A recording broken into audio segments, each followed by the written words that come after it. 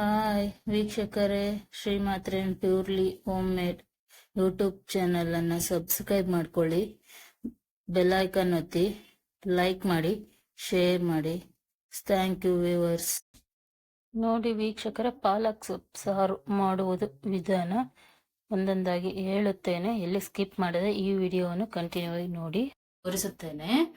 ನೋಡಿ, 2 ರಿಂದ 3 ಬಾರಿ ಬೇಳೆಯನ್ನು ತೊಳೆದುಕೊಂಡು 5 ರಿಂದ 6 ಹಸಿಮೆಣಸಿನಕಾಯಿ ಹಾಕಿಕೊಂಡಿದ್ದೇನೆ.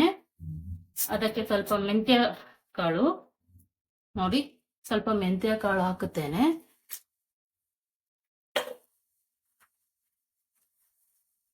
ಒಂದು ಸ್ವಲ್ಪ ಎಣ್ಣೆ, 1 ಟೀ ಸ್ಪೂನ್ ಅಷ್ಟು ಎಣ್ಣೆ, ಕುಕ್ಕಿಂಗ್ ಆಯಿಲು,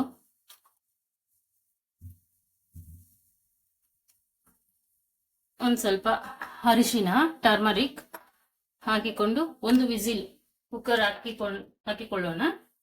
ನೋಡಿ ಇಷ್ಟ ಹಾಕಿದೆ, ಒಂದು ವಿಸಿಲ್ ಹಾಕಿಸಿಕೊಳ್ಳೋಣ.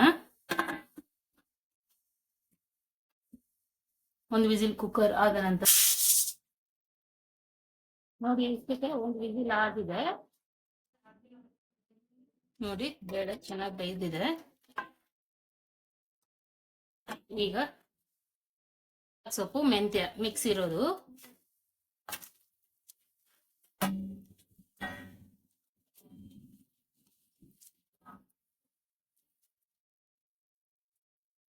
ಮಿಕ್ಸ್ ಇರುವಂತ ಪಾಲಕ್ ಸೊಪ್ಪು ಮೆಂತ್ಯ ಹಾಕಿದ್ದೇನೆ.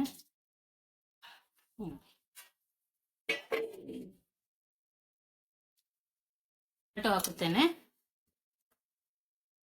ಟೊಮೆಟೊ ಹಾಕಿ 1 ಅಥವಾ 2 ವಿಜಿಲ್ ಮಾಡಿಕೊಂಡರೆ ಸಾಕು. ನೋಡಿ, ತೊಳೆದಿಟ್ಟುಕೊಂಡಿರುವಂತ ಹುಣಸೆ ಹಣ್ಣು ಸ್ವಲ್ಪ ಹಾಕಿಕೊಳ್ಳಿ. ಬೇಳೆ ಏನಕ್ಕೆ ಫಸ್ಟ್ ಬೇಯಿಸಿಕೊಳ್ಬೇಕಂದ್ರೆ ಹುಣಸೆ ಹಣ್ಣು ಹಾಕಿರುವುದರಿಂದ ಬೇಳೆ ಜಲ್ದಿ ಬೇಯುವುದಿಲ್ಲ. ಆದ ಕಾರಣ ಫಸ್ಟ್ ಹುಣಸೆ ಹಣ್ಣು ಚೆನ್ನಾಗಿ ಬೇಳೆಯನ್ನು ಬೇಯಿಸಿಕೊಂಡು ಆಮೇಲೆ ನಂತರ ಹುಣಸೆ ಹಣ್ಣು ಹಾಕಿಕೊಳ್ಳಬೇಕು. 2 ವಿಜಿಲ್ ಹಾಕಿಸಿಕೊಳ್ಳುತ್ತೇನೆ ನಾನು. 2 ವಿಜಿಲ್ ಆಗಿದೆ. ಆದ ನಂತರ ಇಲ್ಲಿ ಓಪನ್ ಮಾಡಿ ತೋರಿಸುತ್ತಿದ್ದೇನೆ. ನೋಡಿ, ಇಷ್ಟು ಚೆನ್ನಾಗಿ ಬೆಂದುಕೊಂಡಿದೆ, ಬೇಯ್ದಿದೆ. ಕುದ್ದ ನಂತರ ಈ ರೀತಿಯಲ್ಲಿ ಸ್ಪೂನ್ ಹಾಕಿ ಒಂದು ರೀತಿ ಚೆಕ್ ಮಾಡಿಕೊಳ್ಳಿ. ನೋಡಿ, ಚೆಕ್ ಮಾಡಿ ಈ ರೀತಿಯಾಗಿ. ನೋಡಿ ಎಷ್ಟು ಚೆನ್ನಾಗಿ ಬೆಂದಿದೆ ಬೇಳೆ ಎಲ್ಲ. ಒಂದೇ ಸಾರಿ ಈ ರೀತಿ ಬೇಳೆ ಹಾಕಿ ಬೇಯಿಸಿಕೊಂಡರೆ 3 ವಿಸಿಲಲ್ಲಿ ಚೆನ್ನಾಗಿ ಬೇಯುತ್ತದೆ. ಇಲ್ಲಾಂದ್ರೆ 5-6 ವಿಸಿಲ್ ಹಾಕಿಕೊಳ್ಳಬೇಕಾಗುತ್ತೆ ಹುಣಸೆ ಹಣ್ಣು ಹಾಕಿರೋದರಿಂದ.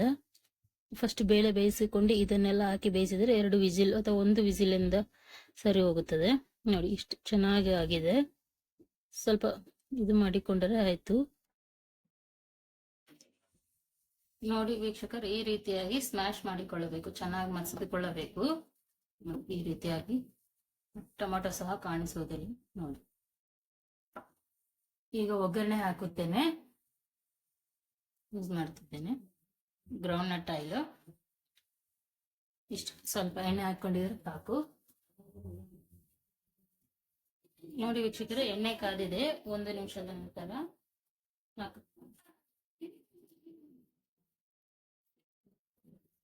ಸಾಸಿವೆ ನೋಡಿ ಈ ತರ ಇದಾಗಬೇಕು. ಹಾಕಿದಾಗ ಸಾಸಿವೆ, ಜೀರಿಗೆ,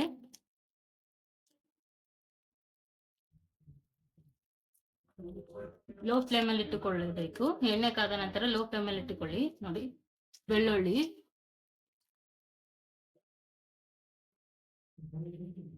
ನೋಡಿ ಒಣಮೆಣಸಿನಕಾಯಿ, ಕರಿಬೇವು ಹಾಕಿದ ನಂತರ ಚೆನ್ನಾಗಿ ಮಿಕ್ಸ್ ಮಾಡಿಕೊಳ್ಳಿ. ಸ್ವಲ್ಪ ದೂರ ನಿಲ್ಲಿ, ಎಣ್ಣೆ ಎಲ್ಲ ಹಾಕುವಾಗ ಅದನ್ನೆಲ್ಲ.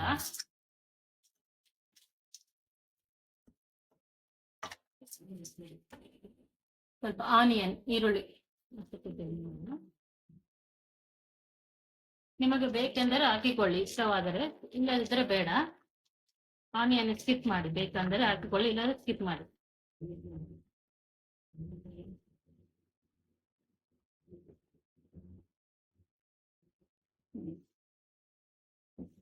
ಈ ರೀತಿಯಾಗಿ ಚೆನ್ನಾಗಿ ಕಲಿಸಿಕೊಳ್ಳಬೇಕು.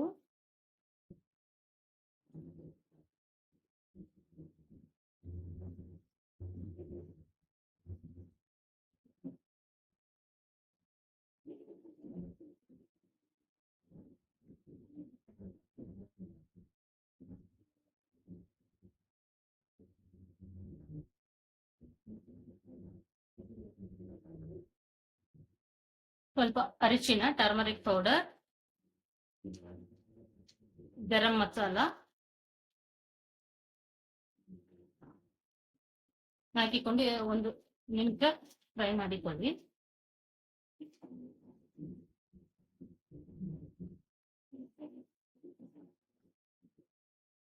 ಈರುಳ್ಳಿ ಚೆನ್ನಾಗಿ ಫ್ರೈ ಆಗೋದಕ್ಕೆ ಸ್ವಲ್ಪ ಉಪ್ಪು,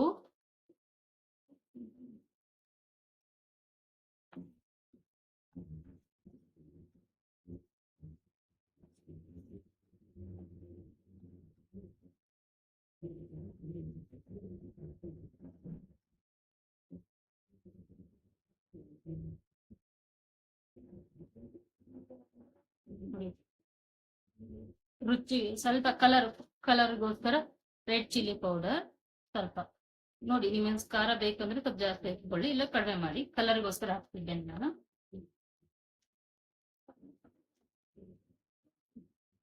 ಇದೆಲ್ಲ ಚೆನ್ನಾಗಿ ಫ್ರೈ ಆಗಿದೆ.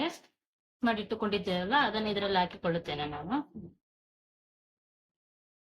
ಸ್ವಲ್ಪ ದೂರ ನಿಂತುಕೊಂಡು ಹಾಕಿ.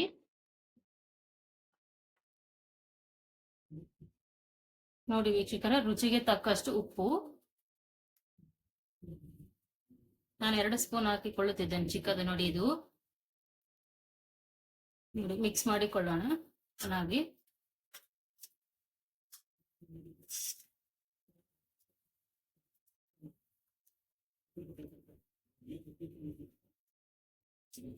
ರುಚಿಕರವಾದ ಹೋಮ್ ಮೇಡ್ ಮನೆಯಲ್ಲೇ ಮಾಡಿಕೊಳ್ಳುವಂತ ಸೊಪ್ಪು ಸಾರು ನೋಡಿ ವೀಕ್ಷಕರ.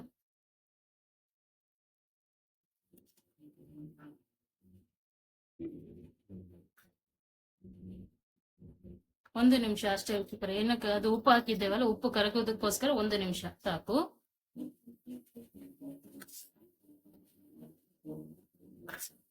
ಜಾಸ್ತಿ ಬೇಯಿಸಿಕೊಳ್ಳಬೇಡಿ, ಯಾಕಂದ್ರೆ ಟೇಸ್ಟ್ ಹೋಗ್ಬಿಡುತ್ತದೆ, ರುಚಿ ಇರುವುದಿಲ್ಲ.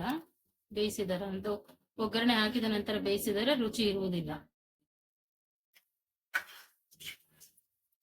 ಸಾಕು ವೀಕ್ಷಕರ, ಗ್ಯಾಸ್ ಆಫ್ ಮಾಡಿಕೊಳ್ಳೋಣ. ರುಚಿಕರವಾದ ಸೊಪ್ಪು ಸಾರು, ಪಾಲಕ್ ಸೊಪ್ಪು ಒಗ್ಗರಣೆ ಹಾಕಿದ ನಂತರ ನೋಡಿ ವೀಕ್ಷಕರು, ಈ ರೀತಿ ಕುಕ್ಕರ್ ಅಲ್ಲಿ ತೆಗೆದುಕೊಂಡಿದ್ದೇನೆ. ಒಗ್ಗರಣೆ ಪಾತ್ರೆಯಿಂದ ತೆಗೆದು ಬೇಳೆ ಬೇಯಿಸಿಕೊಂಡಿದ್ದೇವಲ್ಲ ಅದರಲ್ಲಿ ತೆಗೆದುಕೊಂಡಿದ್ದೇನೆ ನಾನು. ನೋಡಿ, ಕೊತ್ತಂಬರಿ ಹಾಕಿ ಕಲಿಸುತ್ತಿದ್ದೇನೆ. ರುಚಿಕರವಾದ ಟೇಸ್ಟಿಯಾದ ಮನೆಯಲ್ಲೇ ಮಾಡಿಕೊಳ್ಳಬಹುದು ಈಸಿಯಾದ ರೆಸಿಪಿ. 10 ರಿಂದ 15 ನಿಮಿಷದಲ್ಲಿ ಆಗುತ್ತದೆ. ನಾನು ನಿಮಗೆ ತೋರಿಸುವುದಕ್ಕಾಗಿ ನಿಧಾನವಾಗಿ ತೋರಿಸುತ್ತಾ ಇದ್ದೇನೆ, ಆದ ಕಾರಣ ಲೇಟ್ ಆಗುತ್ತದೆ. ನೋಡಿ ವೀಕ್ಷಕರ, ಮಣ್ಣಿನ ಪಾತ್ರೆಯಲ್ಲಿ ಅನ್ನ ಮಾಡಿದ್ದೇನೆ. ಮಧ್ಯಾಹ್ನದ ಊಟಕ್ಕೆ ರೆಡಿಯಾಗಿದೆ, ತೋರಿಸುತ್ತೇನೆ. ಸೊಪ್ಪು ಸಾರು ಅನ್ನ ನೋಡಿ ವೀಕ್ಷಕರ, ಅನ್ನದ ಜೊತೆ ಸೊಪ್ಪು ಸಾರು ತುಪ್ಪ ಹಾಕಿಕೊಂಡಿದ್ದೇನೆ. ಈ ವಿಡಿಯೋ ಇಷ್ಟವಾದರೆ ಲೈಕ್ ಮಾಡಿ, ಶೇರ್ ಮಾಡಿ, ಸಬ್ಸ್ಕ್ರೈಬ್ ಮಾಡಿ. ಥ್ಯಾಂಕ್ ಯು ವೀಕ್ಷಕರ.